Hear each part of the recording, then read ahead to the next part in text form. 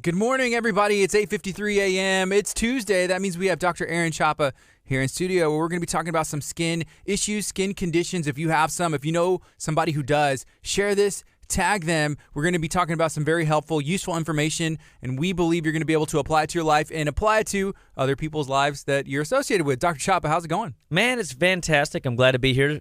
And, as usual, this has been, I was just thinking this morning, how long have we been doing, this radio deal? It's been over a year. I mean, that's pretty. It's been a fun ride, man. I've enjoyed getting on the air and talking shop and sharing, the good news, the message of wellness to the masses, to as many people that are listening, as many people out there that you guys hear our voice and share our message. We really appreciate it, because there are people that just don't know that there are ways to get healthy without drugs and surgery. And I bought a book this weekend at a seminar on folk medicine. And it was written in 1958 or 1948 or something like that. It was a long time ago. And it was about a doctor who went to Vermont and started his practice, but found out real quick that nobody wanted his methodology because it wasn't what they already knew and was familiar with, which was folk remedies, which we call folk remedies, or some people call, black magic or snake oil or whatever, But, and people oftentimes in this age don't realize that, drugs aren't necessarily old news. I mean, it's still relatively, 100 years old, concept. So before we had medicine, people leaned on the planet. They leaned on vegetables. They leaned on everything that we have in the soil to get healthy and to stay healthy. And I've shared some stories of lemon juice and fevers, and I've shared stories of patients or people not realizing that if they just trust the process and trust food and recognize that for every poison out there, God has provided 2 to 3 antidotes to fix whatever it is that we're exposed to. And I think that is really wild. And if we look around and watch animals are the best at this. They know when to, go eat grass or to go eat those, berries off that tree over there whenever they're wild creatures. They know, and we can learn from them. And I have to also, always wonder, who came up with all these ideas? But we are standing on the shoulders of giants. Anybody in the functional medicine realm, anybody in this, folk remedy realm, anybody that's trusting non-drug, non-traditional surgical techniques to get healthy, we're all standing on the shoulders of giants. And unfortunately, we're coming back to it, right?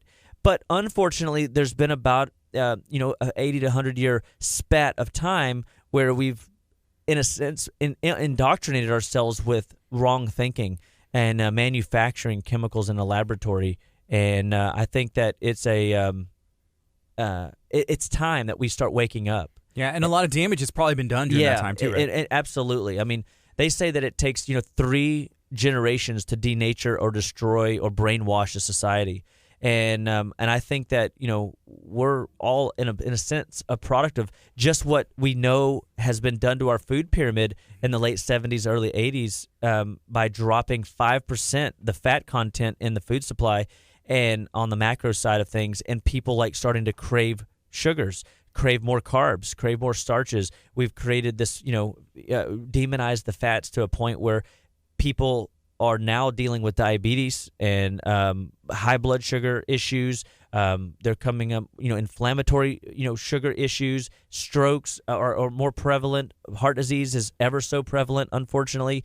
And it really all comes down to, in a sense, this one little change. Get, demonize fat and get people to eat more carbs. And we've completely, in 3 generations, seeing more and more people sick than we see healthy, and yet we are the richest country in the world. Before we go on the FM, and we are here in a couple minutes, can we talk about the 1st and the 15th? Because you teased me before we went on air, and I'm really curious. You said something about being upset on the 1st and 15th, and Crystal, who works here as well, helping behind the scenes, said, hey, that's usually around payday. So I shouldn't be upset. I should be happy, right? That's right. So here's what, my motto is we never want to complain unless it's the 1st and the 15th. And the reason for that is there was a book called The Complaint-Free World.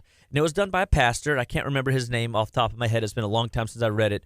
But he talked about how he would go and do, meetings with people. He'd go sit down with the elderly or sit down with the sick person in a hospital. And he remembered talking to this one guy, and he was always jovial. He was just happy-go-lucky. And one thing he saw was he would say, how you doing today? Oh, it's not the 1st, it's not the 15th. It's a good day. And so he just kind of let it go, and then and this happened several times in his meetings with this gentleman. And one day he said, "Hey, what's up with the 1st and the 15th? Why do you say, if it's not the 1st and 15th, why is it a good day?" He says, "Oh, because those are my complaining days." And I'm like, "What do you mean complaining days?" And he says, "Well, if I have something to complain about, I have to wait till the 1st or 15th. And normally, by the time I get to the 1st or the 15th, I have nothing to complain about. It doesn't matter anymore. I can't remember what I was going to complain about." Yeah. And so the whole message of the book was a complaint-free world. If we stop complaining and start creating action steps instead of blaming or complaining about others, and we start acting on out our plan of attack on how we're going to get our life to work for us in a positive way and to make a difference, and we give ourselves a window. So if it's the 1st and 15th, you can complain. What's today? But today is not the 15th. Okay. Today is not the 1st. But you know what? Luckily, I'm prepared. You can and I notes. can write this down. So on the 1st, I'll have exactly what I need to remember. Complain about. That's right. But good news is, if you're like the rest of us with sticky notes, we lose those too. So that's true. You know why? Why? Because someone sees a sticky pad and they usually tear yours off if it's on the top, and then write on their own, which is fine. I've done the same thing too, and you're just like, "Oh, I'm going to set this here," and then it ends up getting thrown away, and I'm like, "Where's my sticky note? It was the most important complaints in the world. I was going to complain about all these." But yet here we are. So, so if it's the 1st and the 15th, you're welcome to complain. But if it's not, 24th, you've got to wait. You're just going to have to push it off, and odds are you won't have anything to complain about come the 1st. That's good. Good news. That's good news. Hey, let's switch it over. We're going to go on the FM. It's 901. So let's make this happen. Here we go. Good morning. This is KHEA Radio, 99.5 FM. That song was Verses, called Your Love. I almost started going into a full-out dance right there. I was excited. I mean, I saw the shoulder. But I stopped. I stopped. I mean, that could have been amazing. Yeah, it could have been absolutely amazing. It's 901. This is KHEARadio.com, 99.5 FM. If you're watching on Facebook, hit the share button, tag some friends. It would be a huge favor to me, to Dr. Chapa, who is in studio today, and every studio, every Tuesday in studio, having a Chapa Talk where we're going to be focusing on different health topics. What's going on today? Man, well, today we're going to be talking about skin issues. We're going to be talking about psoriasis, eczema, and anything that's skin related. It could be just simply acne. But we kind of wanted to focus on the eczema psoriasis department. We've got a lot of patients that come in with different issues in and around the skin, and they have been to doctors, they've been to dermatologists, and they just don't seem to be getting to the root of the matter. And and so we always have to help people realize that your body, you bring food into the body, you put it in your mouth, you start chewing it up and breaking it down, and then it goes down into your stomach where it's further processed and broken down. Then it goes into your small intestine and then into your large intestine. And so your body is going to be able to assimilate nutrients. It's going to be able to excrete what it doesn't need and indulge in what it does need and create health. And so you're only as healthy as the food that you can absorb. So if you don't have healthy food in your diet, then you don't really give yourself a good chance on assimilating good nutrients or good biochemistry with good nutrition. If you ask a carpenter to build you something, but you don't give him the right materials, it's not going to look like the blueprint. Does that make sense? Yes. And so if we can give the body the right nutrient density to do its daily task and its daily jobs, one of the things that will happen is the body will perform at a level different than if it didn't if it had bad nutrients or a lack of nutrients. Which, in a world that we live a very processed food lifestyle, people are consuming a lot of different fake foods, is what I like to say. Make-believe food leads to make-believe health. And that's one of the things that we'll talk about next week is how to read a food label. We're going to talk about, food and this idea, this epidemic that we're in of fake food. When I see one, I just look at the calories and then like the serving size. So it kind of gives me an idea. But I honestly, I don't know, sugar is like, oh, and then I'm like a gram, like, I don't know. In my head, what is a gram of sugar? I don't know. Yeah, that's right. And so, we can kind of divulge into that next week. And so we just wanted to talk about how the body deals with its trash, and why would it choose the skin as an exit channel, and what we can start doing from a digestive perspective, a dietary perspective, and a liver detoxification perspective to clean up the skin. So if you have eczema, psoriasis, or some sort of skin disorder that you're not comfortable with or don't want to be dealing with, then tune in. This is something that could be good for you.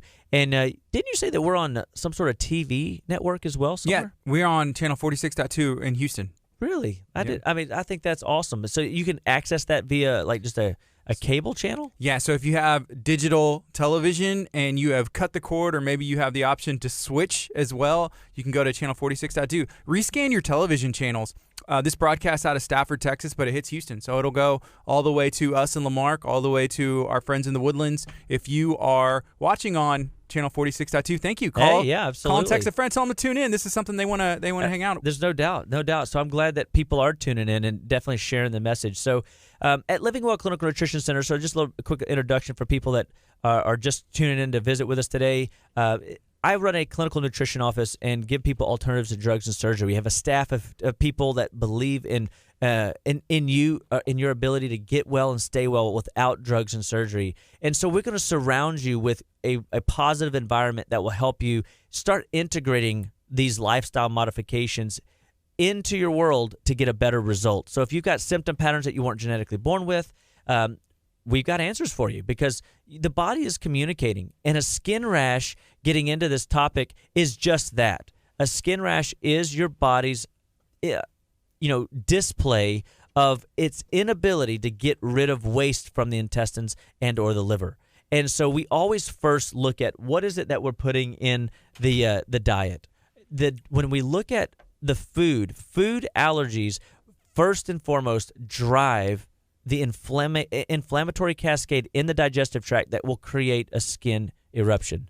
So the very first patient that ever I worked with was a patient with psoriasis. And psoriasis is characterized by the patches on the external side, or the outside of the elbows, the outside of the knees, typically the SI joints or your low back, just over your hip bones. And you'll see these very dry patches pop up, and sometimes they can get scaly, sometimes they can bleed, depending on how severe the issue is, and people will itch, and people will scratch, and people will cause these excessive bleeding.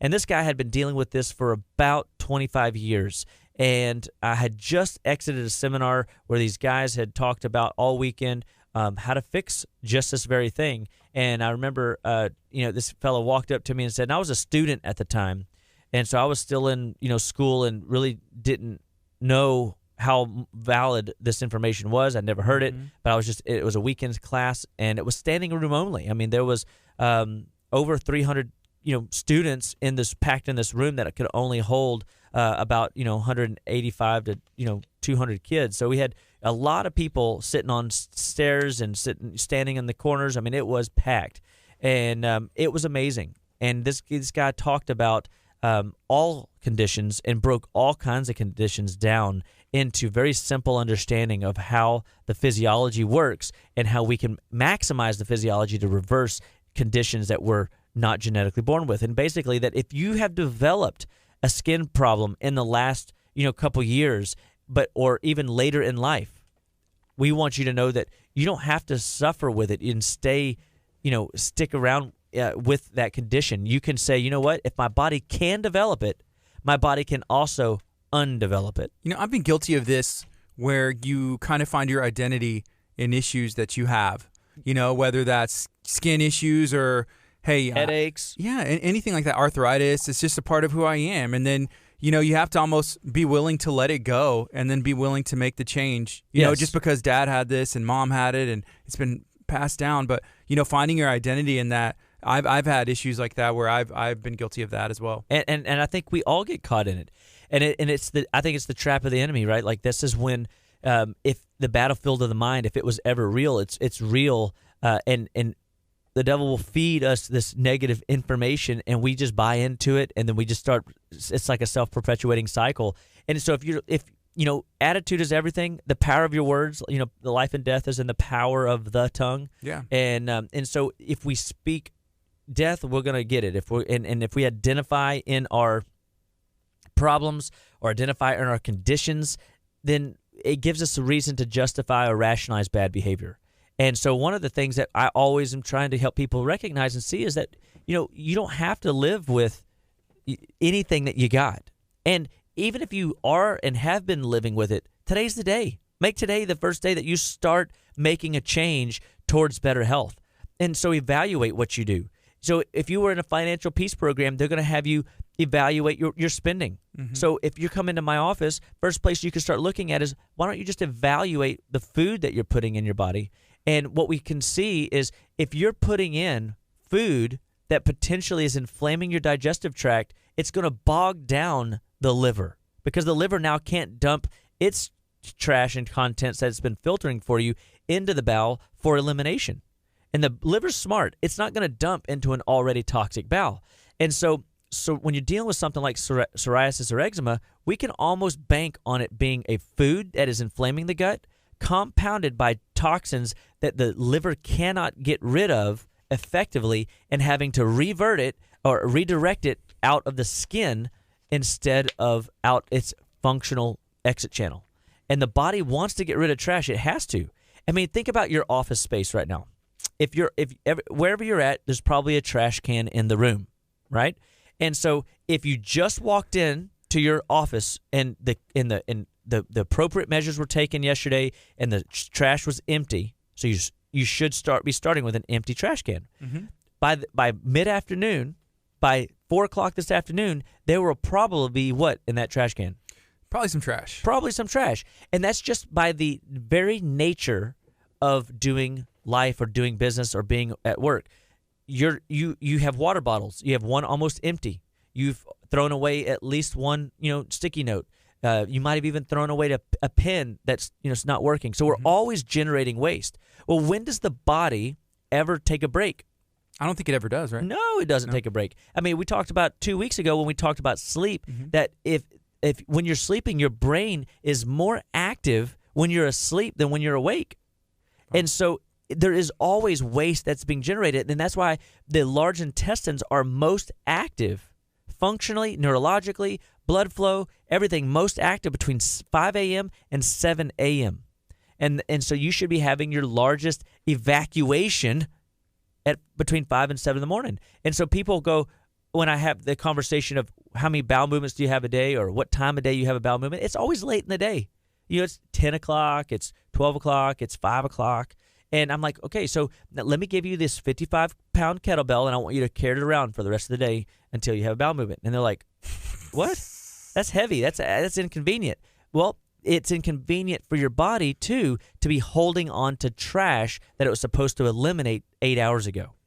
And so what happens is your body starts to compound over the days, over the weeks, over the months, over a couple years, and all of a sudden you start developing, your body's going to find a way, developing a condition because your body found another way, and it just isn't something that you're happy with or convenient.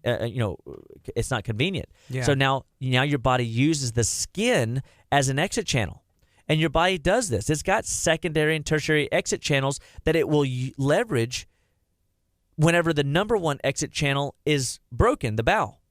And so if the liver can't use the bowel as its number one evacuation site, that trash has to be recirculated, and it goes out either the eyes, ears, nose, throat, or the skin, or the lungs, or even out the kidneys.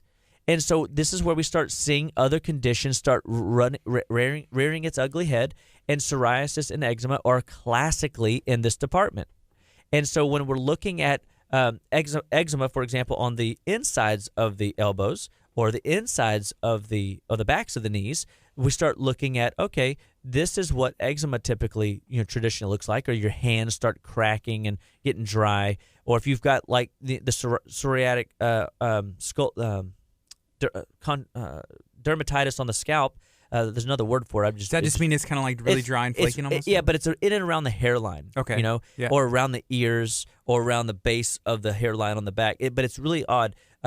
When it's really bad, it's all throughout the scalp as well. Like a dandruff as well? Dandruff is a form of a skin eruption, but it's your body pushing toxins out your skin, and it's leveraging the high lymph aspect of evacuation as opposed to, say, your arms or your face or your chest or your back, and or your extremities. And so the conditions in dermatology traditionally are just named based on location. And when we took dermatology class in school, I mean, it was absolutely one of the hardest classes I think I ever took, because there's 1 billion names for the most subtle of difference of skin eruption that you can see. And depending on where it was, it changed the name. It could look just the same way on your elbow as it looks on your temple, but it's a completely different name. And so it was a very complex, vocabulary base. But functionally speaking, it all starts with food. And the top 4 common foods that drive all psoriasis, eczema issues, or dry skin, patches of dry skin, itchy skin, whatever is going on, is going to be wheat, dairy, corn, and soy. Those are your traditional top 4 most common food-driving inflammatory responses for the skin. And dairy's a classic one because it clogs up the lymph, and gluten's a classic one because it's hybridized, and it's more or less a chemical substrate today that is very inflammatory to the digestive tract. And as we've started this show talking about food being highly processed, when you do that time and time again, and you put food in your abdomen, when food goes into the blood, if it comes into the bloodstream as a protein, your body flares up immediately and starts developing antibodies and starts attacking it, and it's like not a good thing. Any kind of protein? Well, so remember, when I use the word protein, this is in the way you consume it. Okay. But it gets into your blood via a degeneration process, a breakdown into what? Amino acids. So as long as it comes to the door and knocks on the intestinal door as an amino acid, the amino acid has a better shot at getting into the enterocyte, absorbed in, pushed through the blood, and being delivered to its destination in a healthy way. If it comes through the digestive tract because you have an irritated gut lining, aka leaky gut syndrome. Leaky gut is a classic issue of most skin issues because of you're leaky. You've got inflammation happening in the blood because the proteins are crossing over the intestinal wall, not broken down. They're coming in the same way that you ate them, and so the body flips out. It gets very upset whenever it doesn't go through the process of breaking these things into their molecular, usable state, an amino acid. Just the same as a fat. A fat's got to be broken down into essential fatty acids. It's got to be broken down into these, smaller molecules for leverage and use. But people are not allergic to fats. They're allergic to protein. So like when you look at wheat, we're looking at the protein gluten. And gluten is, when it comes across the blood-brain barrier or the intestinal barrier into the blood, the body develops antibodies towards it and starts attacking it. Well, this in dairy products, it could be casein. Casein is the protein found in milk, cheese, yogurt, sour cream, ice cream, whey protein that will create inflammation for the body. Soy protein is the protein of soy. Zyme, Z-Y-M-E, is the protein in corn. So these proteins that get to the intestinal wall, if they're able to cross over in their protein state, wreaks havoc on the body, and the body developing these inflammatory responses. That inflammation reveals itself as an inflamed gut, backing up into the liver, now backing up into the lymph, and then going out a strategic exit strategy that your body has decided. So you might not be dealing with a skin issue. Maybe you're dealing with an earache, right? But it's the same cause. And so that's where it's sometimes tricky. That's why, today we're talking about eczema and psoriasis primarily, or just any type of skin issue, dry skin, patches of dry skin, itchy skin. Because these are the people that are expressing their toxicity via the skin. And so food is a very large player in this because of the more processed food we eat, we irritate the gut lining. The more of these inflammatory foods that we eat, the more we inflame and irritate the gut lining. And this slows down the ability of the liver to detox the body effectively, and then it backs up into the lymph and goes out the skin. Mm-hmm. So we have a couple questions that are coming in. This one's from Ashley. I believe she has Willow May Skin Studio. And I met her at an event that you had during a detox. And so her question is, what are some specific things that trigger eczema, which I believe we touched on some. But if someone just tuned in, can you go over some of those again? So when we're looking at eczema, we first look at food. And psoriasis the same way. We first look at food. We're looking at wheat, dairy, corn, soy-based products. Those products, not all. I mean, it's not always those. It could. If we went beyond that, it would be chocolate, peanuts, tomatoes, and red meat. I mean, again, all things that we can look at the protein makeup of these things and see where inflammation. Most people don't just eat dark chocolate nibs, right? They're eating what? Milk chocolate. Yeah, it's the best kind. Of course, right? But it's full of dairy, and so now you've got the chocolate piece and the milk component, a double whammy, inflammatory speaking. And so we look at this eczema and psoriasis as a check engine light more than we look at it as a topical, let me treat it. I mean, can you put a moisturizer on it because it's cracking and bleeding? Yeah, I mean, you can. But, I mean, ultimately, that's just painting over the rust, right? We want to get to the underlying cause and fix the inflammatory response. And so we look at diet.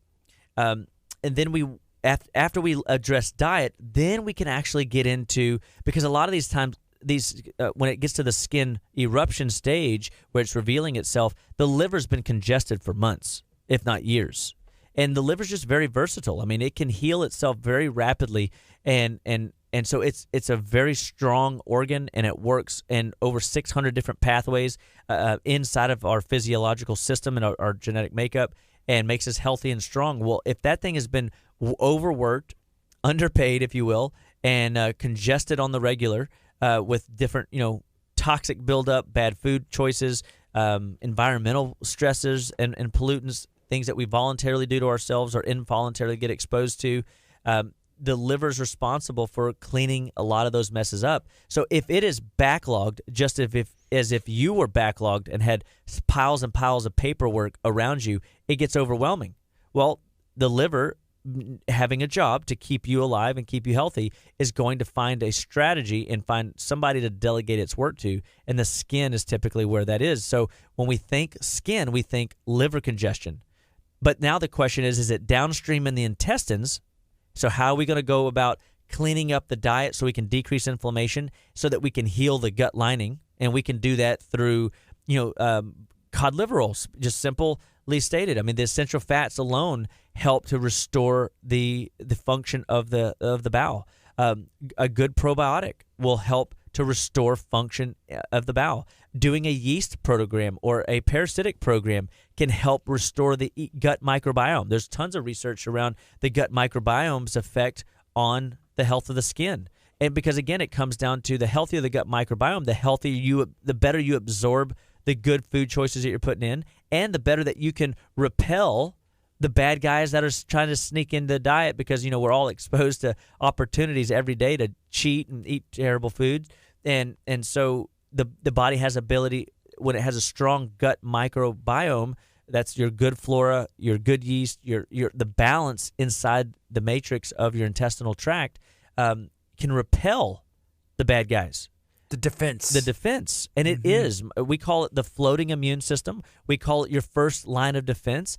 Some people say it has the square footage of a tennis court.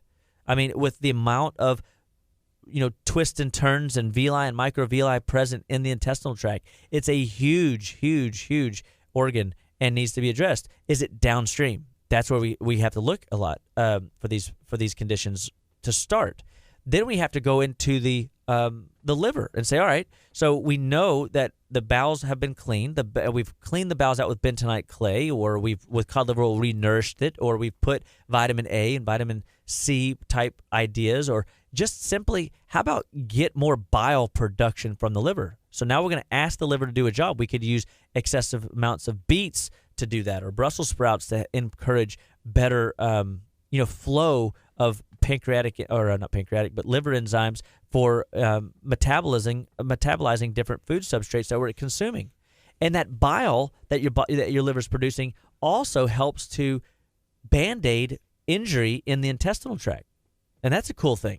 And so the bile formation is an absolute must if we're going to have a healthy skin presentation, because if you can't break down the fats because, say, you don't have a gallbladder, then you're permanently damaged from a digestive perspective, and we have to then come in with bile salts to heal the damaged area. Like if you've got no gallbladder, we have to come in with bile support, and we have to come in with nutrients like shatavari or milk thistle to help the liver produce more bile. So now we're getting better liver function, which is going to heal the gut lining downstream.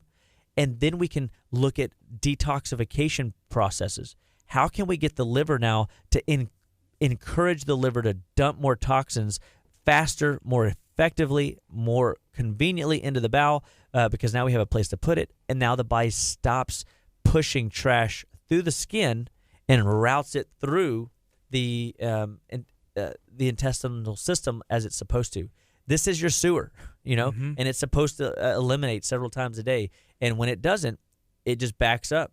It goes into to our in and out of our skin, or heaven forbid, if your body can't get rid of it, it stores it in the brain. And that's why people get brain fog, or it puts it in the joints. And that's why people have arthritic issues, or people don't realize it, but it can actually get stored in the fat cells. And the fat cells can swell up 7 times the size of normal. And that's where these challenges of losing weight come in. So your body is always trying to get it out, or it's going to store it until it can figure out what to do with it. Okay, so we have a couple more questions coming in right now. It's 9:26. This is KHEAradio.com, 99.5 FM. If you're watching on Facebook and you have any questions, feel free to ask. You can put that in the comment. And then also, doing a huge favor to me and probably your friends is sharing this video out on your Facebook feed, so that way they can have access to this information. Here's a comment, and it's a question from Tammy. She said, "Can psoriasis happen during a detox? I haven't had wheat, soy, dairy, or corn in 2 to 3 weeks." And I went ahead and asked a follow-up, and I'm waiting to see. I said, "Hey, well, what have you noticed since then?" Yeah. So absolutely, initially, this happens all the time. When you go initially off of food allergens, you can get constipated, and that's because your body now is utilizing that intestinal tract more effectively, and or trying to. But there's a backlog, and that backlog has to drain off. It's like if we have a flood. It's been raining a lot here in Houston. Yeah, and if that flooding is piling up in the streets, just because the rain stops doesn't mean the flooding's immediately done with. Where's all that fluid has to go somewhere, right?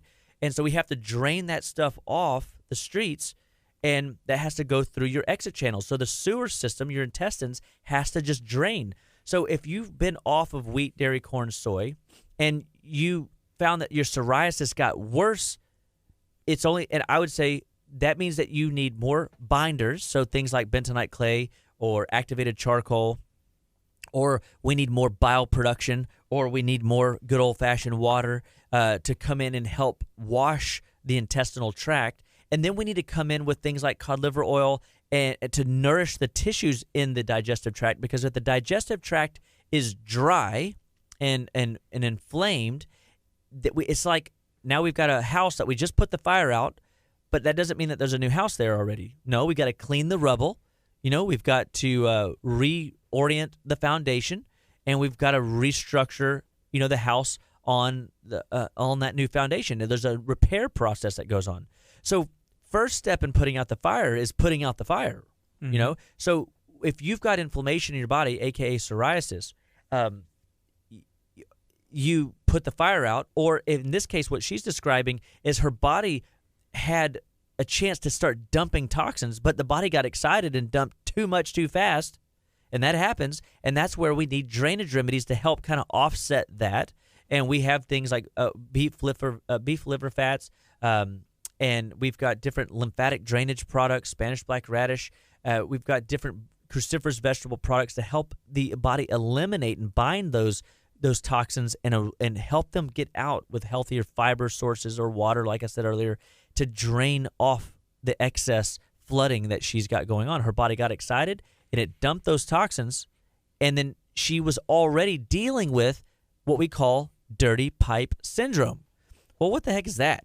If I had to guess, it's not pretty. It's not pretty. And so basically think of your Drano commercial. At first you got this beautiful pipe.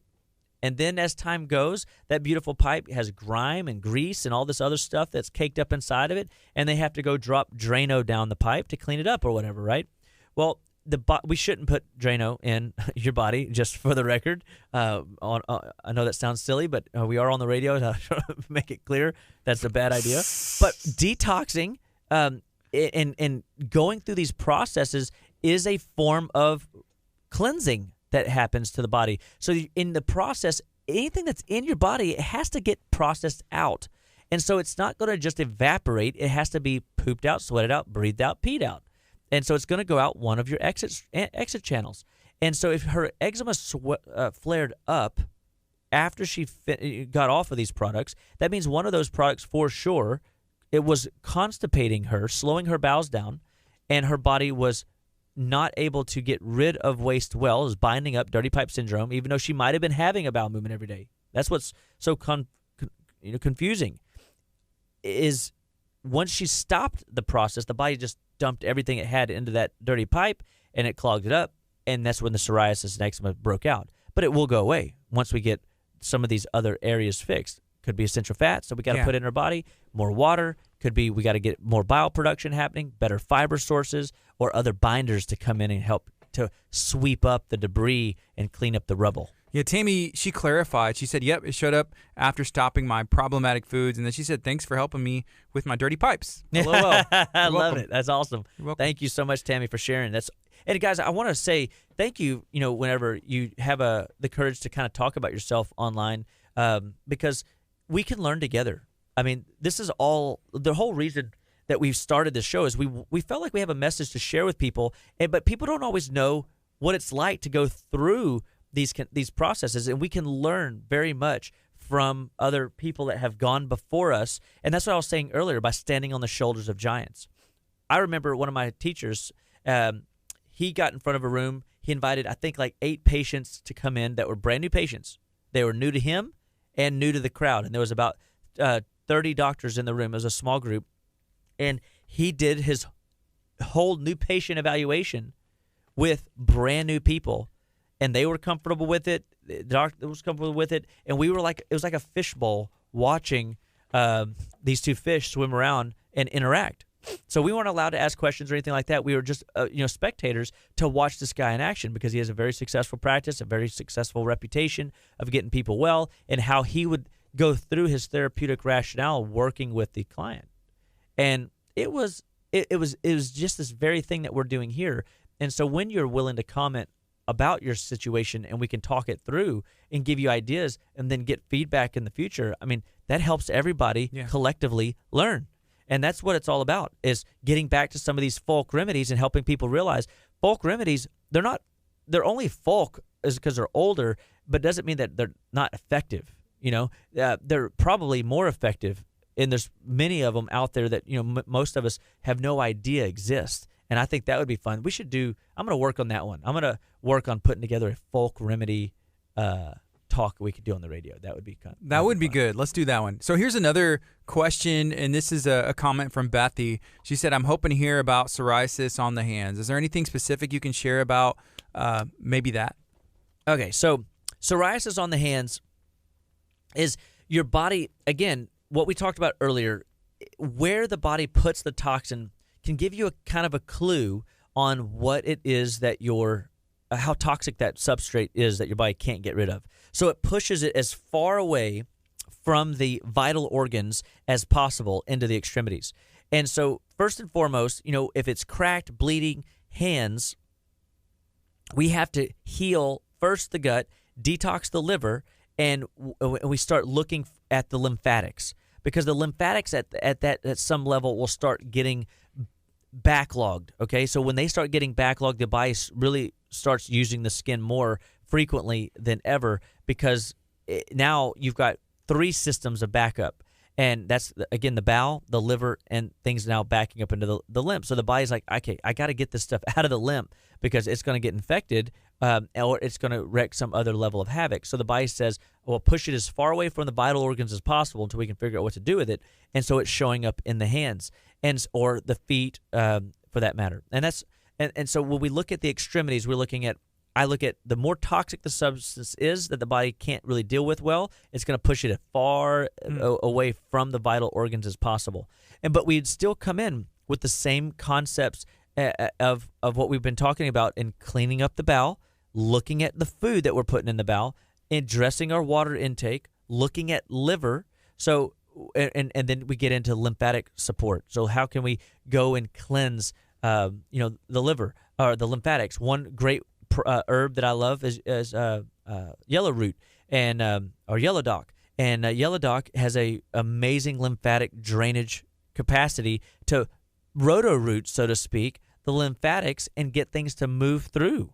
If you're an essential oils lover, you could do a lot of the citrus type stuff, the lemon oils and the citrus oils in your water, and you could and put that in your system to help drain lymphatic. You could do a lymphatic dry brush massage.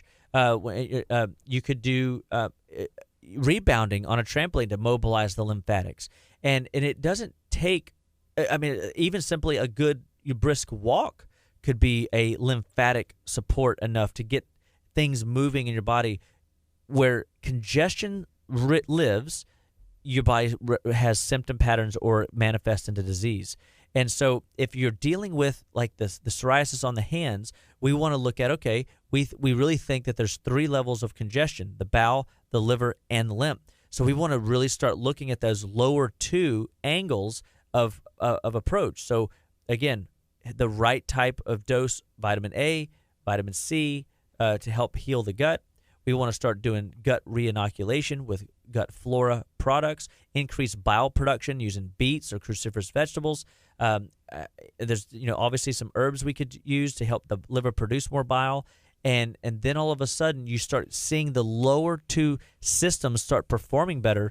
Then the floodgates, the floodwaters have a place to drain off, and your body won't push it into the skin or out the skin. So, okay, Ashley said dry brushing is awesome, and I'm asking her, and I want to ask you, what is that? Oh yeah, so dry brushing is that you can actually go into Amazon. I think they even have a special brush. But I mean, basically, there's if you go online and look up dry brushing techniques or lymphatic drainage, massage, there it will show you here in the lymphatics of the neck, the lymphatics under the arms, the lymphatics across the chest. The lymphatics are just subcutaneous, so just underneath the skin. And so by brushing the skin in a way towards the liver, like you're almost helping massage trash through the body. Do you have to do it hard? No, it's gentle. That's why, if you go get a lymphatic massage, for example, a lymphatic massage, people don't realize it. It's not a hard massage. It's not a Swedish massage. It's definitely not a deep tissue massage. It's very subcutaneous. It's just enough to mobilize the lymphatic fluid through the body, and they'll find congestion spots and they'll work those out. They'll go below a couple lymph nodes or down into the liver and open the liver up, and things will start to drain out. When I do visceral manipulation in the office, I'll manipulate the liver or the gallbladder, and I can see immediately changes in the axillary lymphatic nodes, the neck lymph nodes, the subclavicle lymph nodes, and you'll see those just almost start draining immediately. So it's always amazing to me. But basically, whenever it's a form of movement that pushes lymphatic trash towards the liver, so that it can go out the bowel. So you have to do it towards your liver? Yeah, you want to go towards the heart, really. So not away. Yeah, so you like if it was in the hands, you would pull everything towards your shoulders, from the shoulders towards the heart, and then on the right side of the body, you push everything towards the liver. That's cool. And so the lymphatic massaging is or dry brushing is just an easy way to bring subcutaneous flow to the tissues and to get things to move in a really positive way whenever you are congested. So, whether it's dry brushing or bouncing on a little trampoline, rebounding, or even just jostling, we could all just start bouncing around. And it's your lymphatics just need movement, and that's one of the things with constipation in little kids. That because kids get cradle cap and they get little dry spots and they get acne spots and dry skin. It's because babies don't walk, and because they're not walking, that tailbone isn't wiggling enough. So grab hold of the ankles of your little one and march with them. And what you're doing is you're causing the tailbone to wag like a tail, so to speak, which creates cerebral spinal fluid movement, which acts like a pump that helps your lymphatics move more effectively. And that's why whenever you get up out of bed in the morning, if you're stiff or you feel a little congested, it's because you haven't been moving upright enough during your sleep cycle. Well, that's good, but you got to get moving again. But that just means that you have toxins that aren't able to be eliminated appropriately, and they're not in the right space, and that's why you're stiff in the morning. Or that's why your head's all full of crud because your body had too much to do last night and couldn't get it out. So it stored it in your sinuses, getting ready to push it out your nose whenever you stand up and start blowing your nose or hacking it up trash when you're in the shower or whatever people tell me. And so these are your body communicating with you. Like waking up this morning, a beautiful morning after a heavy rain yesterday, we shouldn't be all congested. We shouldn't be having the issues that we have. Weather shouldn't affect us the way it does. But yet when we have so many food burdens, when we have so many toxic burdens in our body, and a toxin, guys, is just something that your body cannot use. And it becomes a true poison to you when your body can't get rid of it. And it sits too long, so your body's like, okay, I'm going to store it in the safest possible place. But there's always a cost. You put it in your joints, and then you go try to run. Well, now your joints hurt, or don't even run and your joints hurt. That's your body storing way too many toxins in the wrong spot. That's like you're a hoarder. We don't want you to be a hoarder when it comes to biochemistry. We want you to eliminate the waste. And the way you do that is we have 5-day bowel cleanse programs that are bentonite clay and activated charcoal with some other, cleansing herbs that will help to mobilize trash out of the body. We've got 10-day blood sugar detoxes. We've got, 21-day cleanse programs and detox programs. We've got just food programs where we just look at what it is that you inventory your diet log and show you what you can do to just eat cleaner. I have patients that they're like afraid of any type of pill, and so we just have to do a lot of stuff with food, and it's slower. You only get the cleansing effect. And one of the things that me and one of my staff were talking about even today is that my office has a lot of therapeutic foods in pill form, because people just aren't going to eat enough beets. That's your Dwight Schrute. I mean, it's like, why? Beet farmer. Yeah. And so if we can get people to eat a therapeutic level of beets, then they would get the therapeutic value of it. We also have an issue today where we have nutritional density problems. So like the food that we have just isn't dense enough nutritionally because the mineral content of the ground isn't healthy, And I was reading an article this morning that they have a new genetically modified food. And they're calling it something different. I don't even know if I can find it. But it was really fascinating to me because... What kind of food is it? Like corn? Robo corn? It was a version of soy. Okay. But they call it these are not foods. They had a special name for it, and I don't know that I can find it right off the hand.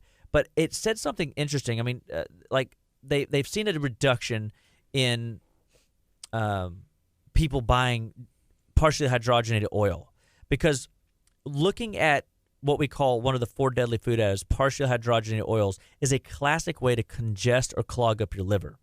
And so when you look at soybean oil, you look at corn oil, canola oil, margarine, you look at these plastic-based oils, these oils will clog your system up. And like I said earlier, if you've got congestion in your body, you're going to have some kind of symptom from it, okay? And that symptom isn't always pleasant. Well, what these guys are figuring out is they are altering the type of oil to make it model and look like olive oil. But again, it's something that is being manufactured in a laboratory. So is it really food? Is it really olive oil? No, it's another mutation. So although, and here's what's sad, is they don't have to label it GMO because it's a loophole at the moment. But it's still a make-believe frankenfood. And so, I'll find some more data points in and around it, because this is the thing that, people are seeing. We are such a money-driven culture that we're willing to sacrifice the health and vitality of our human beings, that our fellow man, for the sake of, another buck in our pocket.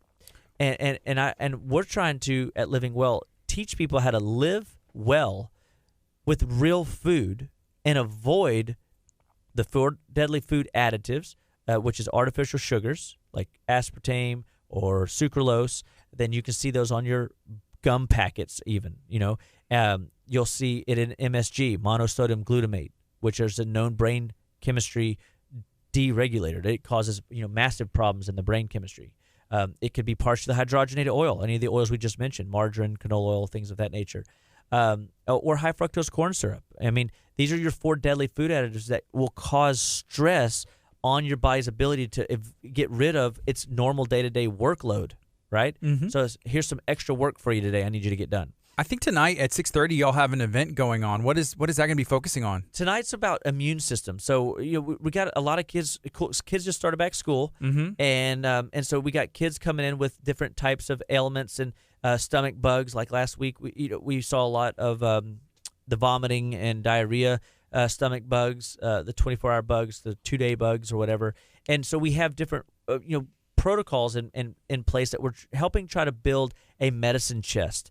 And that medicine chest is to give people things that they can count on until they can get a hold of us, so we can walk them through the process. So if you've got little ones that have been sick and you're just you don't want to go down the antibiotic road anymore and disrupt the ecology of the GI tract, because one of the things that we see, like with the overuse of antibiotics today, is that's the fastest way to tear down the gut lining, irritate it, inflame it, and then now when you put in those processed foods, you get more of these skin responses, is because now the body is really like, I can't use that system at all. It's a broken highway. I think there was, a barge hit I-10 bridge the other day. Did you hear about that? And it shut down a part of I-10 after one of the big rains. Wow. And so when the roadways are blocked, the body, we all have to find alternate routes. Well, the body will too, and that's what it starts manifesting symptom patterns through the skin, or manifesting symptom patterns through some other venue, whether it's headache or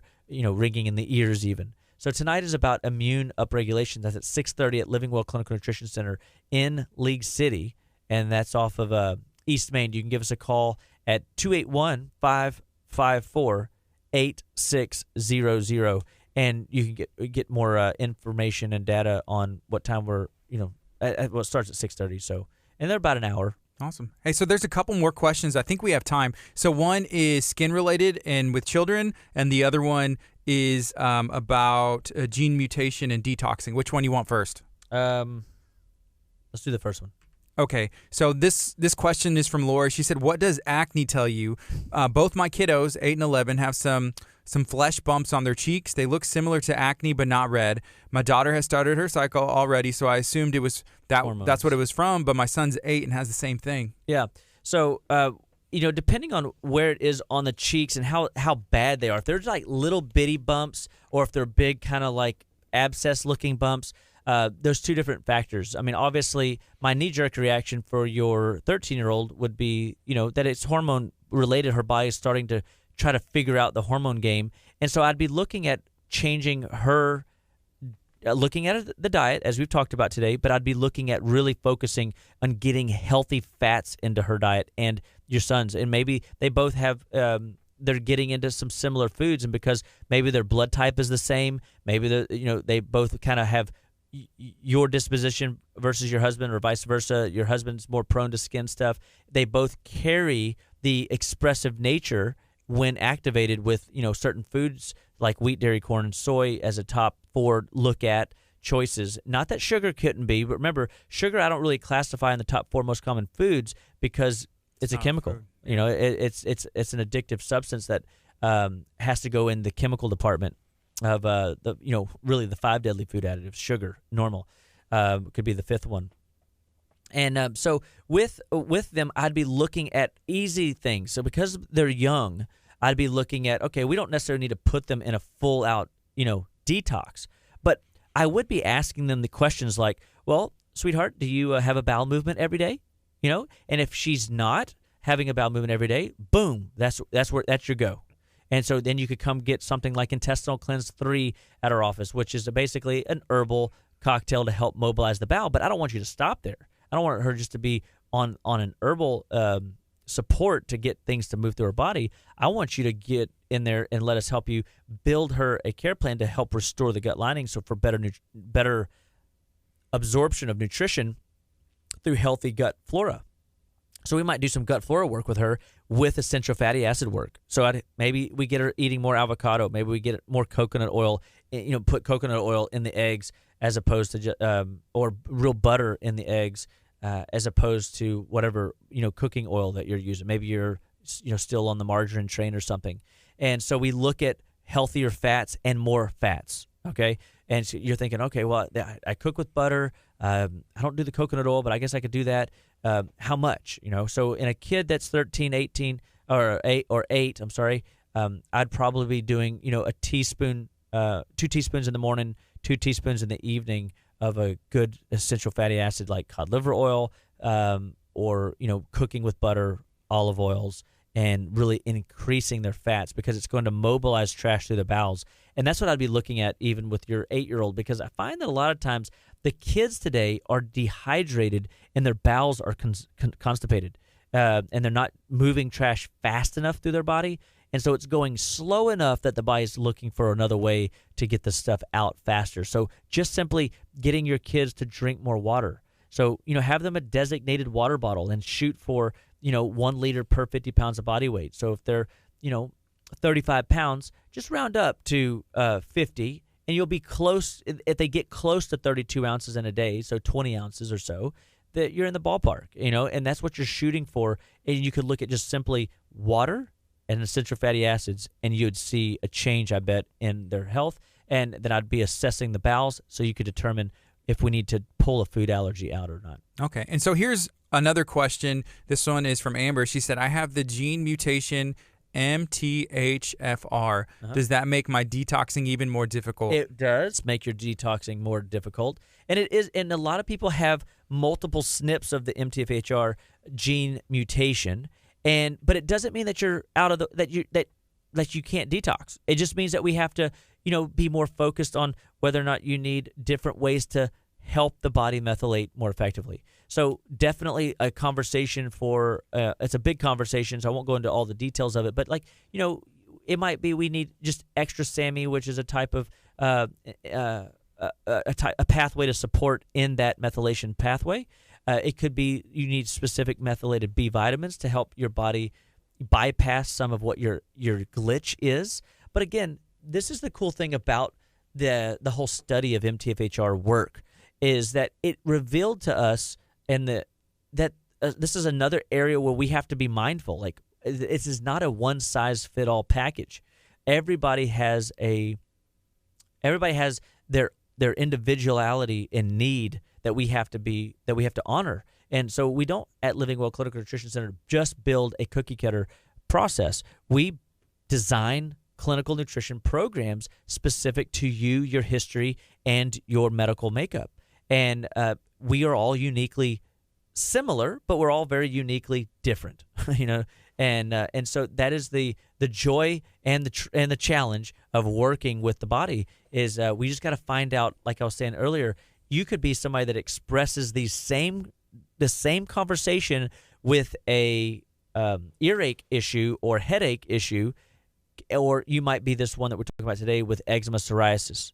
And so I had a young man come in yesterday with acne on his upper back and shoulders, and my knee-jerk reaction is parasites. I see that a lot. Well, I looked at the care that we've been working. We've already been doing parasite work. It's not seeming to get better. So it's got to be something else, right? So I'm thinking, okay, he's working out more, so he's getting more testosterone development, and he's starting to really bulk up, look good. And so his hormones are changing.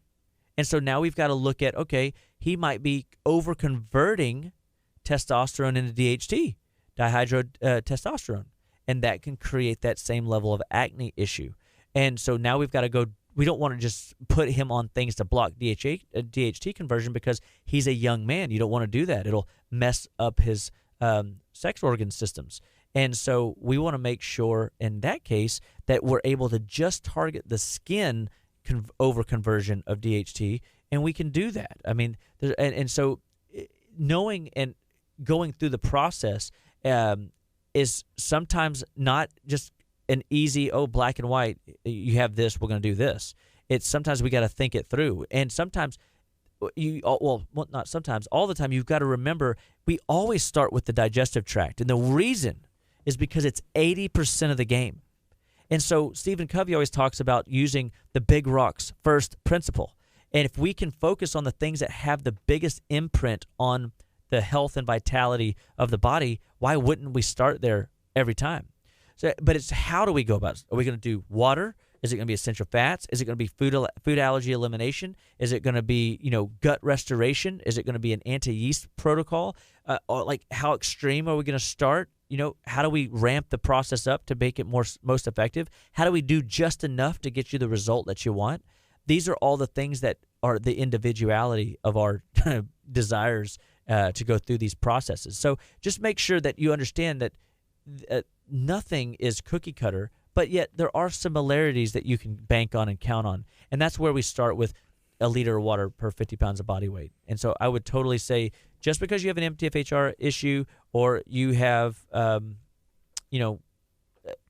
some odd situation going on, it's still worth asking and coming in and letting us evaluate where your body's at and what we can do to help you move forward. Yeah. Do you want to remind everybody what's going on tonight, where they need to be? So tonight at 6:30, we have our immune health class at Living Well Clinical Nutrition Center. We're going to help you guys build a medicine tool chest. We're going to help you understand like some of the basic principles of immunology in the body and how you can strengthen your immune system as we're going into settling into the school season and coming up into the Halloween season where candy's going to be everywhere. We know that the body has, when exposed to excessive amounts of sugar, and that could be a can of Coke and a cookie, which is common, lunch meal items, you can sabotage your immune system for up to 8 hours. And so that 8-hour vulnerability state, it leaves you, susceptible to downloading a bug of sorts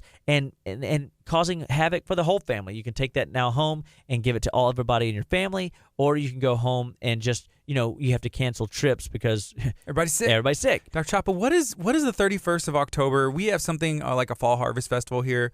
What does that look like in your house? I'm sure it's a fun time, right? No, it's a fun time. Candy everywhere, chocolate. I wouldn't say that it's in my house per se. You keep it outside of the door. That's right. Yeah, you can eat it outside. We let the kids go, and so if they do the trick or treat thing out in the public, we let them fill up vats of candy. And but when we go back to the house, they don't get much of it, right? Where does it go? You give it away or throw it away? Yeah, we give it away, or it's fun collecting. It's more of dressing up and having the fun, right? If we go to a fall harvest, it's the same kind of thing. We let them indulge and have some fun, but we're still smart about it. Like we're not going to just like let them stuff their face in cheese dip. You know what I mean? We're going to pick and choose our battles. But definitely, my kids have fun with this stuff. And I'd rather go home, and I always make the joke that they will have 5 Congoplex in one hand and a lollipop in the other. So they have a piece of candy. They have a very robust palate where they can appreciate the sweet, but they also know that they're taking some supplements to help heal their system or strengthen their immune system as they're going through it. And that was something I'd recommend to everybody. I mean, when you get into excess amounts of candy, or if it's a cheating weekend for you because it's a wedding or celebration, or you're out of town, and you know, make sure that you have tools in your tool bag. It could be something like enzymes. It could be something like immune support to make sure that you're always prepared, because you don't know who's coughing on you in the airport. You don't know who's, you know, what people are dealing with that you're going to get exposed to day in and day out. And have you? Wait, one quick question. Still with the candy thing. Have you seen the remake of Charlie and the Chocolate Factory with Johnny Depp? With Johnny Depp, and how he's a little boy and his dad's a dentist, and no, he didn't allow him to have any candy, and he had the perfect straight teeth, and then he grew up. I'm just throwing that out there. Then he turned into Willy Wonka. Willy Wonka. Yeah. So we really don't ostracize our children and keep them away from the world, right? I've interviewed them. Yeah. You didn't know that. I was at your office, and I straight up asked them, I'm like, what'd you eat for dinner last night? And what did they say? I think it was... hopefully it was something good. It was something good. I was like, have you ever had a sandwich? You know, just like conversations with your son, Dash. Yeah, that's right. And he was straight up, and I was like, okay, so, you know, he's normal. Yeah, he's normal. I mean, yesterday even, like my littlest one, she wanted a... she calls it a... I think she calls it with an F, a flanwich or something. And I was like, what? What is she saying? Anyway, so we made her eat eggs first. So she had, you know, half an egg or something like that, and then we gave her, you know, half like a bread rollover with some almond butter and some non-high fructose corn syrup jelly. Okay, you know? I thought it was gonna be like one half of a Cadbury egg, and no. you eat one real hard-boiled egg, but eat the hard-boiled egg first, so you're gonna be full. That's right. Yeah. That's right. That's a good idea, though, right? I mean, that's a way you could kind of balance it out. No, but we just try to balance their diet, right? Because it's impossible to always eat perfect everywhere, and so I want to teach them the difference between make-believe food, sometimes foods, real foods. And if they walk out of my house and they know those, and they're appreciative of the foods, like last night, Dash kept bringing his plate to me because, you know, he's not really a big fan of green beans and peas, and but he'll eat them. Like he kind of just like, they're not my favorite, but I'll eat them. Yeah. And so he kept bringing the plate back, you know, because my mom was over and she made her famous chicken pot pie. Sounds good. It was amazing and she used cassava flour as the crust, and I was like, dude, I haven't had this since I've been like a little kid. Like, this was a long time since I had that stuff. And so it was a whole new food that they all got to indulge in. Is there any left over? I should have brought you some. You would have appreciated it, I bet. And my bad on that. Hey, remember I'm doing a different nutrition plan. Oh, so now you can have some of that stuff? So what I've done is I'm doing vegetables, you know, and protein, and that's it. And then one day it's called carb cycling. I think you said you had a name for it too. And it's been an experiment. So Saturday was my day. I actually went out of town. I went out of town to Austin, and it was a late night because I drove back Sunday. I went to go watch a band, and then I had some friends with me, and I came back. But Sunday was rough for a couple reasons, mainly because I didn't get home like till 3 a.m., and then I got up to play. But also, I know the carbs and stuff I had, it didn't help either. You know, I just felt you could tell like you were sluggish. Greasy and, you know, everything else. So I was a little sluggish. And that's one of the things about overindulging. I mean, you'll find that little area, that window of like, okay, this is the carb that I can get into successfully that gives me the bang for the buck, so to speak, that I'm looking for. And this is why this health thing is a little bit of a game, because we all have different stresses that we're dealing with biochemically and that affect us. So yeah. All right, well, I think we're tapped out here. So I just want to tell everybody, Living Well Clinical Nutrition Center loves being of support and a resource for you, your family, and all of your health and wellness needs. And I just want you guys to know that, no matter what it is that you're dealing with, whether it's today eczema, psoriasis, tomorrow allergies, last week sleep, heart trouble, the week before, whatever we're dealing with, we want you to know that we have an answer to help you move your health and care plan forward. And it is a process. We have a system of ideas that we're going to work with you on and work with you through to make help your body maximize the best health practices possible. And so anything that your body can develop, it can undevelop. And please remember that all life starts and stops at the cellular level, and nutrition is the fundamental backbone that allows your body to either spiral out of control or to get traction and move in the direction that you want it to. And so we believe in a world that we can do a non-drug, non-surgery based approach to all medical issues that people are dealing with day in and day out. And so if you're looking for answers, alternatives to whatever conditions that you've been dealing with over the years, give us a call. 281-554-8600. Living Well Clinical Nutrition Center is here to help and be a resource for you. And we're located in the League City area, about 30 minutes south of Houston. So God bless everybody today. I'm so glad that everybody tuned in. I hope that everybody enjoyed the show. And we'll check you guys in a week. All right. Hey, coming up next, we have River Valley Worship right here on KHEA Radio, 99.5 FM. Stay tuned. The United Way is coming in next. We're going to be talking about the Talk of Taco Cook-Off happening October 12th. Talk of Taco Cook-Off. Are you going to be doing your own tacos? You know, I may, because there are cash prizes. We're giving out $1,000. We're giving out taco trophies. There's going to be T-shirts. We're going to have bounce houses. Yeah. There's going to be games for adults, for kids. There's going to be taco vendors, normal vendors, you need everything. A taco trophy right here. I mean, you got your piñata tacos. That's the next step. Yeah, you definitely need a taco trophy. You know, I may have to give myself one after this event. Does it count if you give yourself a trophy? No. It's definitely not as monumental or memorable, unless because then you have that awkward like, oh, dude, where'd you get this cool trophy? I bought it. I got it. I gave it to myself. I gave it to myself. I deserved this. But if I entered the Talk of Taco Cook-Off and I won the whole thing, and I'm walking home with my trophy in cash, and what are the rules? So there are some rules.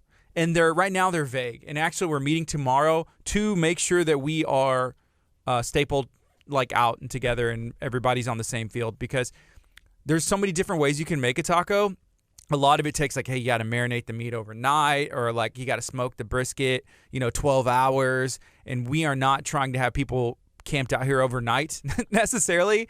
So we're going to come up with some rules hey, if it can be prepared, you can bring it marinated. If it's something that's smoked for hours, you can bring that as well. So we're going to iron that stuff out and make sure that we get it figured so everybody's on the same field. That's awesome.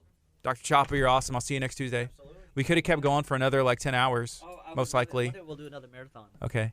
Let's do it next Tuesday. What's up? How y'all doing? Have a seat, my friends. We're going to be talking United Way. I always want to say Gulf Coast mainland. That's not accurate. That's a huge area. That is, it's Galveston County mainland, right? Galveston County mainland. Galveston County mainland. That's what we got. We service, there's 2 United Ways in Galveston County. There's United Way Galveston County mainland, which we serve all of the communities on the mainland. There's 13. Yeah.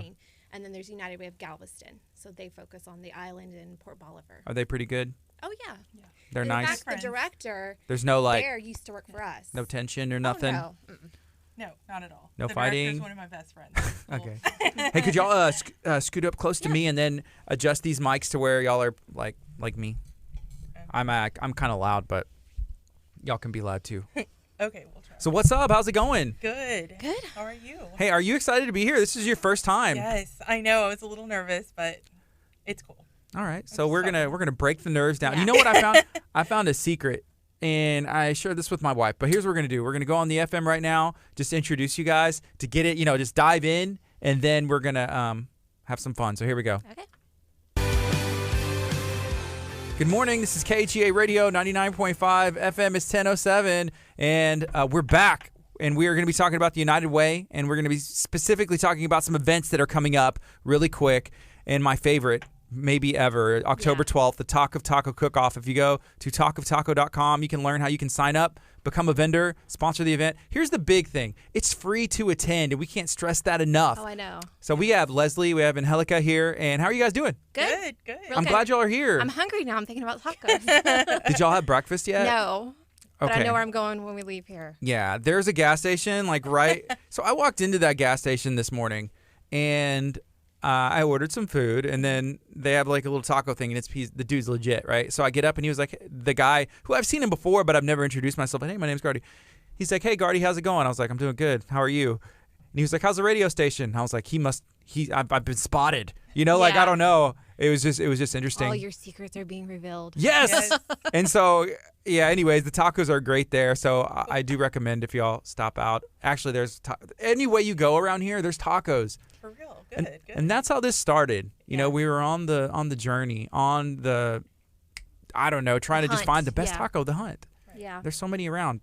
But can you share about the United Way, what y'all do specifically, and some of the things y'all have done so far this year? Yeah.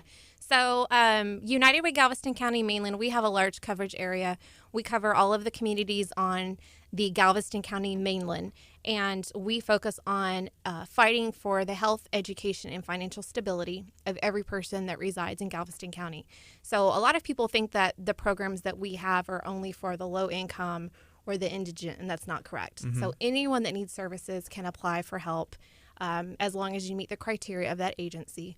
And we have a large array of agencies that provide all kinds of services, counseling. We have Big Brothers Big Sisters. We have disaster response agencies. So we have a lot that we're busy. Yeah, we're always busy. The food bank too. We just had them in the other day as well, and we've had Big Brothers and Big Sisters in, and now they have a really cool spot down there on the island, like right when you get over there. Yeah. So that's fun. It's great. How many different organizations do y'all work with? There's 29 this year. So every year the agencies have to reapply for funding, and they go through what's called an allocation process. And so about 60 volunteers come in and they read through the applications and they ask them questions. They're put through like a drill, like it's like an interview. They have to answer questions of how they're going to spend the funding and how many people they're going to help.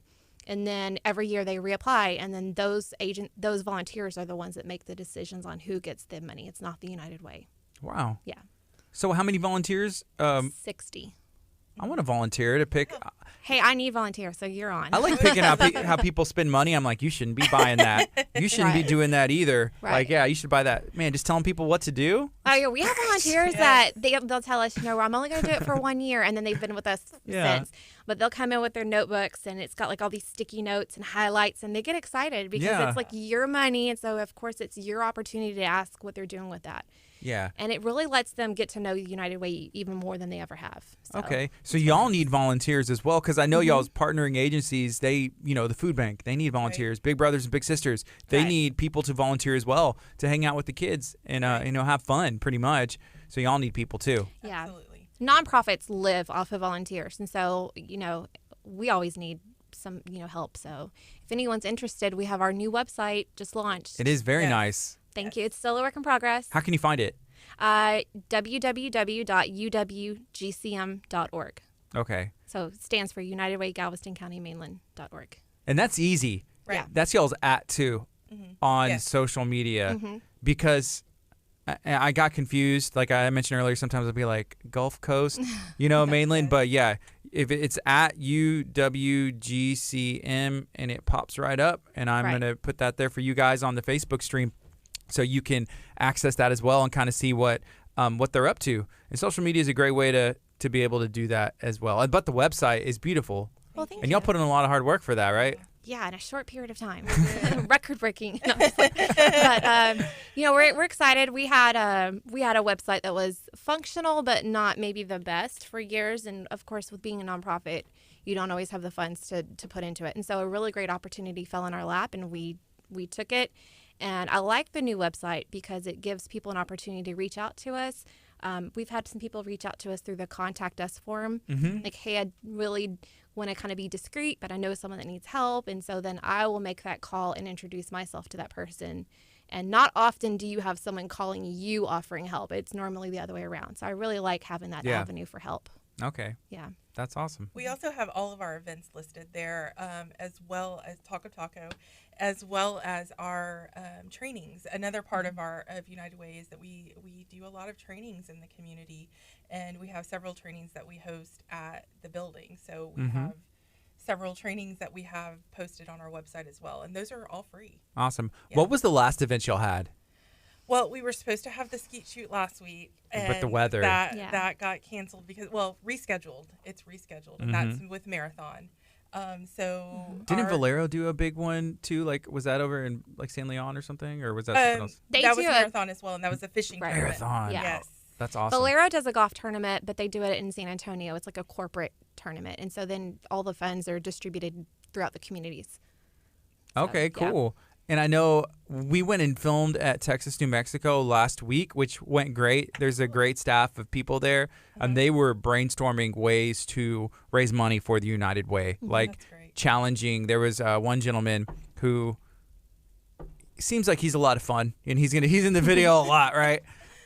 He's willing and volunteer, and it was a fun video, and it's professional, but he was more like on the, hey, let's joke around and make this a little cheesy, and so he was just like, I'm in, Yeah. So it was cool, but he wanted to like eat like peppers or something for the United Way. It was like how hot the peppers go and who raises the money. I was like, that sounds great. There's a show. You should do that. Yeah, who was it? Jimmy Kimmel or Jimmy Fallon? One of them. They had a Selena Gomez on, and they were doing like the hot ghost pepper challenge. Yeah. I was like, I could not do that. No way. Yeah, they were Like, gonna do like a tacos, I'm coin good. drive or something, and whoever. And I was like, that sounds good. I said you should do it at our Talk of Taco event because it's spicy and tacos and everything else. So Yeah.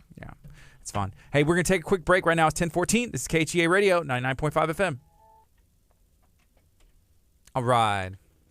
Yeah, taco with ghost peppers. That would. I did see that somebody asked about a keto taco. That was interesting. That's possible. Yeah. So I should have asked Dr. Chapa. He was talking about cassava flour for chicken pot pie. But I've talked to people who have, getting the consistency. You can get like keto tortillas or keto friendly, like lower carb as well. So there's all kinds of options now. But yeah, my sister, I guess I told my wife about some cheese. And so we put it in the microwave, and you microwave. It's like, I don't know, like a brown piece of cheese. And then when you take it out, you immediately have to like fold it over, but leave enough space so you can put meat in there. And we did that. But I put more cheese on it. That's interesting. Yeah. Cheese shell. Oh, Taco Bell just came out with like a cheese crusted gordita or something like that. I think there's still a tortilla in there, but it's a thing. Is that really? Is that still? Is that really still a taco when it starts to have like stuff added, layers and stuff? What about like the Doritos Locos taco? That came out and I actually do like those. it's like, is this technically still a taco? I guess so. It's like a tortilla chip is what they originated this from. They just kind of colored it and branded it, and it tastes like it. I'm waiting for like a quinoa taco, or goodness, if they could figure out a way to make a shell out of that. Quinoaco. Yeah.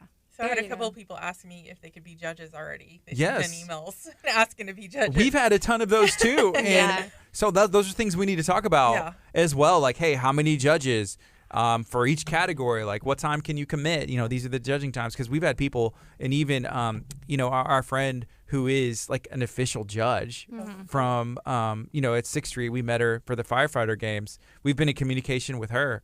Oh, Tammy. Yes, she's awesome. And she was like, hey, do you need any more judges? Because I have friends who, so we want to get the people who have done it and know what they're supposed to do, and then the people that don't know anything. Yeah, that's cool. Like a good mix. Because, there's rules. Like, you can't say, you've got to like be really low key. Can't help it. Yeah. What if the taco's so good you just can't help it though? You're not allowed to spit it out. Like, what would I do if I didn't like it? I wouldn't be able to keep munching. I'd be like, I had to do that. So I judged like fajitas at the firefighter games 2 years running, and I'm really excited for the next year. Fingers crossed they calling me, right? Yeah. And I've taken a bite, and I'm just like, I look around, make sure no one's looking, and just kind of pick a napkin up, and like that, it wasn't, or maybe the right piece of meat. Right. A little tougher, yeah. They didn't get a good rating from me. But it's hard. Like, whenever you're a food judge, it's hard not to just eat it all. Like, on the first one, if it is good. Yeah. Right. Gotta save room. But you gotta save room and kind of just make sure that you eat it all, because it's going to be a long day if you try and do all that. You can't say, no, I'm good, I'm full. Yeah, but then they also have like cheese and pickles and stuff to clear your palate. Yeah. So it's just it's an interesting experience. So whenever we first came to y'all with the idea, y'all probably didn't want to do the Talk of Taco cook-off, did y'all? No, I did. I know, I'm just kidding. I love tacos. Kind of grew up with a single mom household, so it's like tacos were just an everyday thing. It's like it's quick and fast and cheap. Fun. And it's easy. So we said tacos. I was like, heck yeah. Yeah. Oh, I just remember Chris. We told Chris, he's like, yeah, we'll do it. And he and I don't even know if he had time to think about it. I'm like, maybe he didn't think this through. Like, he was just like, yeah, let's go. What's the day? And it was like, what? We were kind of shocked. Yeah, shocked how quickly he just kind of agreed to it.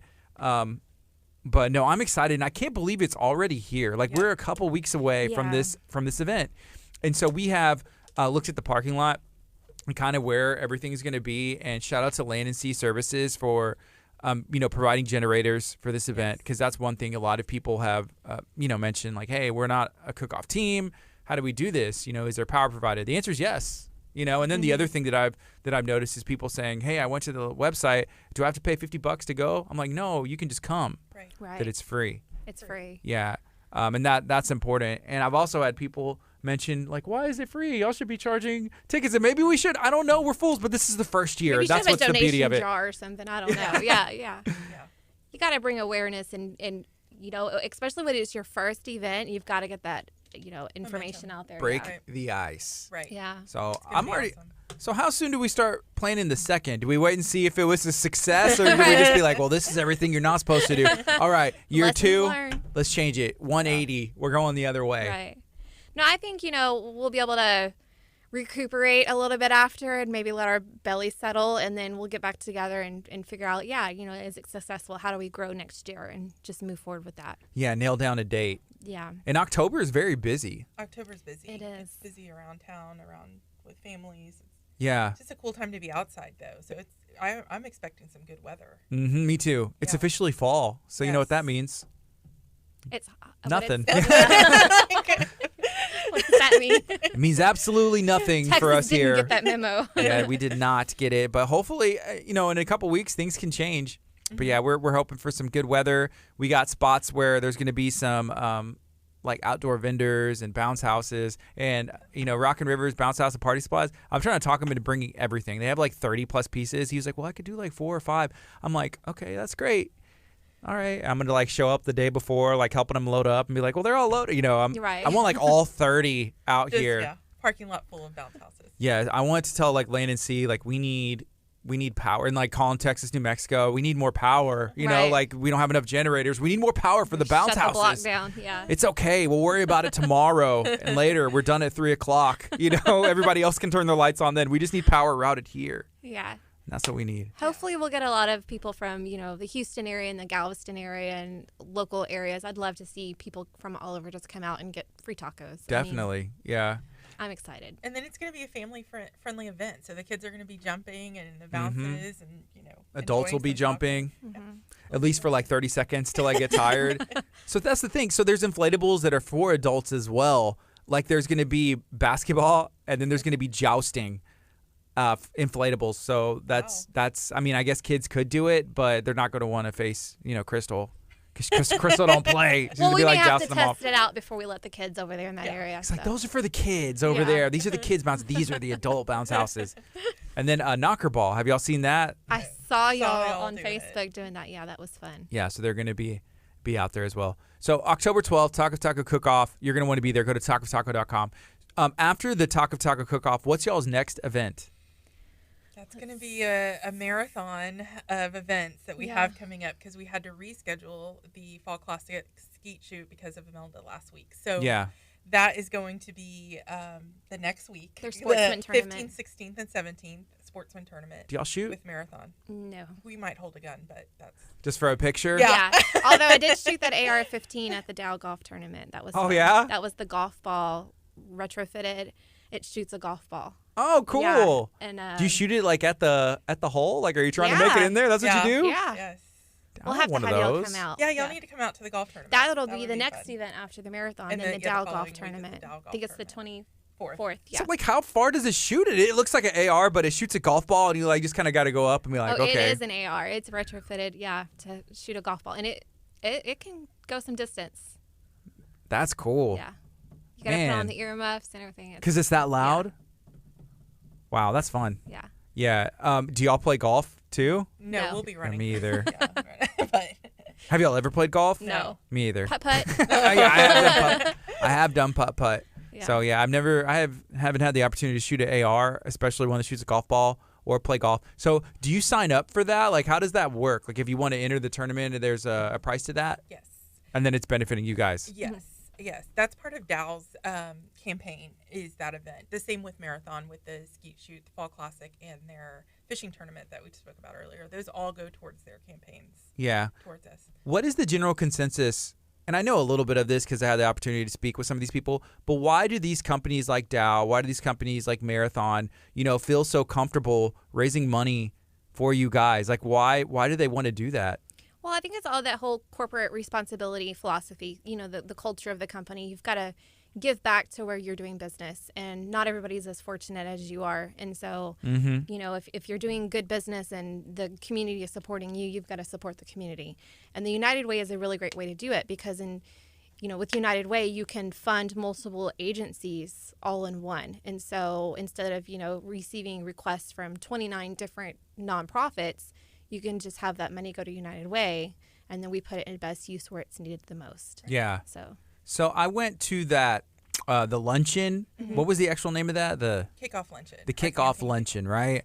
And y'all were highlighting some of the places, like, hey, they raised $50,000. I was like, man, that's a lot of money. That's awesome. This is going to be able to help so many different people. And I've been able to meet some of the directors and people who participate in those programs. It was like, well, we raised $150,000. And I was like, man, that's even more money. This is nuts. And then it was just going around. And then the guy like gets up, Valero. raises his hand. Yeah, Valero stands up and like, I don't know if they purposely like, we're not going to say how much money is it. Well, we just finished and we raised like 100 billion. You know, that's like a number myself. I was like, man, I was like, they did that on purpose, but that's cool. Smooth move, smooth move. But it was a lot of money. It was like $250,000 or something. $600,000. And they're not done. They're still going. So. Yes.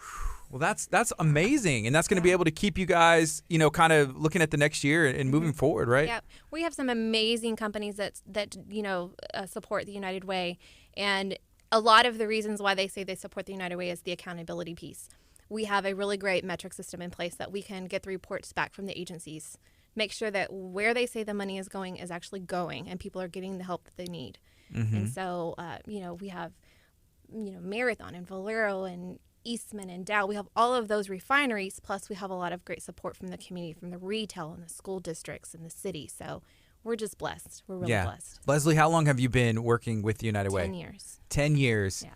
And whenever you started, did you know, like, hey, this is what I want to do. I want to work something bigger than me. So I don't know if I've shared with you, but 12 years ago when we came to this area, I was from Austin. I was, you know, not in the best situation. I was actually a client of the Salvation Army. I was receiving help from them. And I walked in and they were like, hey, you know, we want to help you more, and we know that you need a job. And so they hired me on. And I was a case manager there for 2 years. And then in Austin still? No, here in Galveston County. And then I got to know the United Way family a little bit.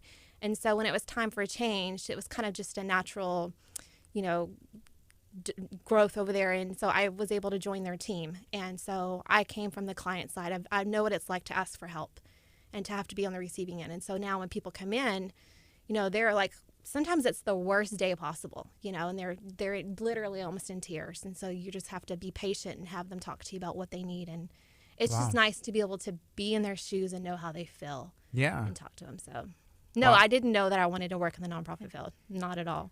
But it just kind of became who I am. 10 years later. Yeah. Could you see yourself ever doing anything else? No, not at all. What if, like, I don't know. I'm not going to go. I'd have to start my own nonprofit, scenario, probably. You know, I'd have to be doing something where I'm giving back. So. Okay.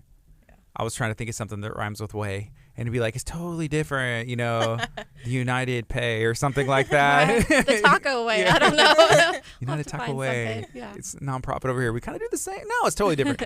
And what about you? Because you just came on not too long ago, right? Yeah, I've been in the nonprofit world for about 15 years. Though, what did you do before this? Because you came from someone affiliated, right? Yeah, well, I've worked for the food bank as well as Resource and Crisis Center. So, you know, both agencies in the area. And Ada. Forgot Ada.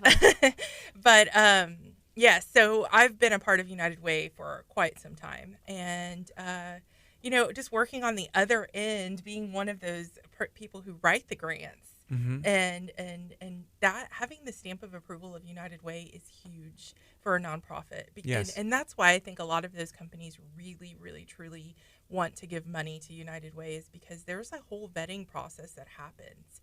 And, you know, we're looking at 990s, looking at financial statements and all of that. And all of that information comes together. And if you are on the allocations committee, that would be something you'd get to do.